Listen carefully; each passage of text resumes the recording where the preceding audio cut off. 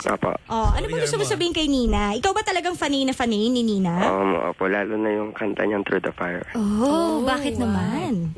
Parang nakakapigil hininga pag kinakanta niya niya. Ganun ba? Pamatidlited, ano? Oh, ay, alam mo ba, kwento ko lang din. Nung nasa kabilang station pa kami, I think alam mo tong storyang to eh. Nung nasa kabilang station pa kami, usong-uso talaga nagna-number 1 yung Through the Fire. Talaga? Yan, most requested, ganyan. Eh, yung time na yon parang countdown pa yung hawak ko. So, ito na. Monday, may kapartner ako noon si China Heart. Nag-contest kami, pataasan ng, Through the Fire. Nanalo naman ako, kinabukasan. Ganoon na yung boses ko. So talagang sabi ko, ay, hindi ko nakakantahin ever yan. Si Nina na lang papakantahin ko niyan. Kasi talagang pagkatapos, kinabukasan, di syempre pataasan una. Tapos pataasan yun. Kinabukasan, para ng Oscar the Grouch. Ikaw ba yan? Oo, naging lalaki na yung boses ko pagtapos nun. Ang premyo lang ng 20 pesos ha. Wala nga premyo yun eh. Talagang kulitan lang eh. Di ba? So anyways, Hermo, Apo. yung mga makapagigil hininga at todo birit doon sa Through the Fire, yung bet na bet mo. Apo. Ano yun? May naaalala ka ba pagka naririnig mo yung Through the Fire? Wala lang po. Talagang nakaka-amaze lang po talaga yung boses. Oo naman. Ikaw ba, Nina? Nakaupo ka pag kinakanta mo yon? Minsan, pag may upuan, uupo ako. Tatayo na lang. Kasi grabe, hirap kaya nun pag nakaupo. Actually, sa Nina Live, nakaupo ako. Oh, di ba? Oo. Tapos minsan, yun nga, pag wala upuan, tatayo na lang. Nakakaloka. Anyways, Hermo, ano pa tanong mo kay Nina? Kapalan ko na po yung mukha ko. Nina, gusto ko manood ng ASAP. Okay. Pwede ka namang manood sa TV. Oo. Kasi, ikaw na magsabi, te. Ako ba? Sige, ikaw na. Kasi ganito, Hermo. Apo. Pwede ka namang manood ng ASAP eh. May mga friends pa rin naman ako doon hanggang ngayon. Kaya lang, kung si Nina yung papanoorin mo, she's no longer connected with ASAP. Okay po. Kasi, bago na ang kanyang management. Tagal na actually for a year na. Oo. A year and a month. Okay po. So, ayun. Pero may mga gigs ka naman, I'm sure. Oo. O, yan. So, mamaya, Hermo, abangan mo, ipa-plug ni Nina para mapanood mo pa rin siya kahit pa paano. Yes. Di ba? Okay po. Eye to eye. Ayun. Correct. Ng bonggang-bongga. Mag-eyeball kayo doon sa sa gig ni Nina. Di ba? Apo. Sige. Ano pa? Wala na po. Wala na? Sure? Ano kukunin yung number?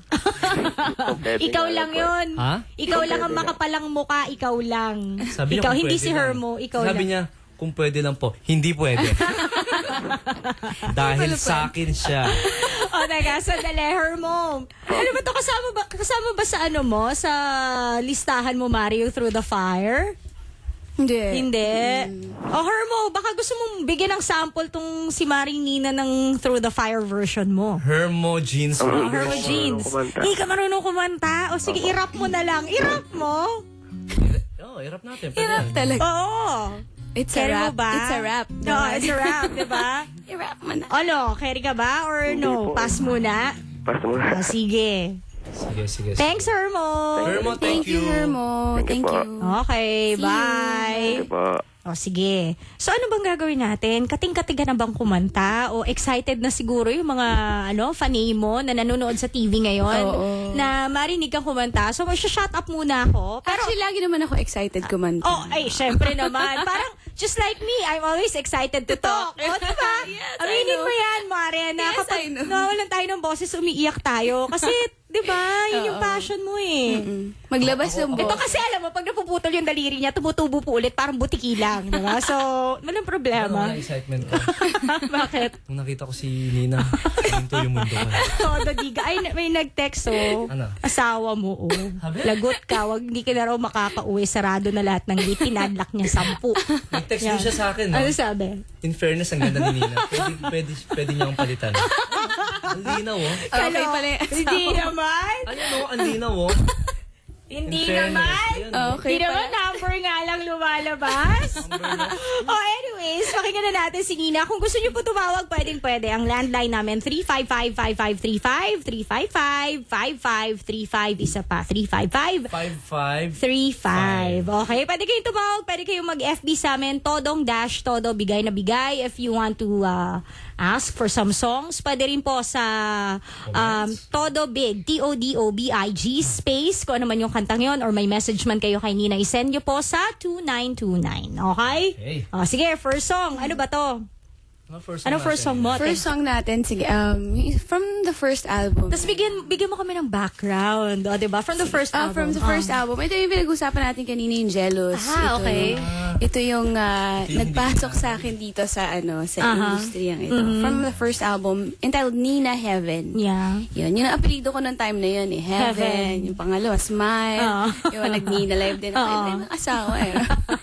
Parang ako, di ba? Pangilinan Dash Ramsey, ganyan. Really? Yeah. Pwede ka na rin na ganyan, Nina Pangilinan Dash Baka Ramsey. gusto maging bayagbag na. Ang pangit. Ni bagay. guys, Nina gusto nyo, bayagbag, di ba? Pangit, di ba? Huwag na lang. Nina na lang. Wally L. Bayagbag. Ano naman yung L? Labakara.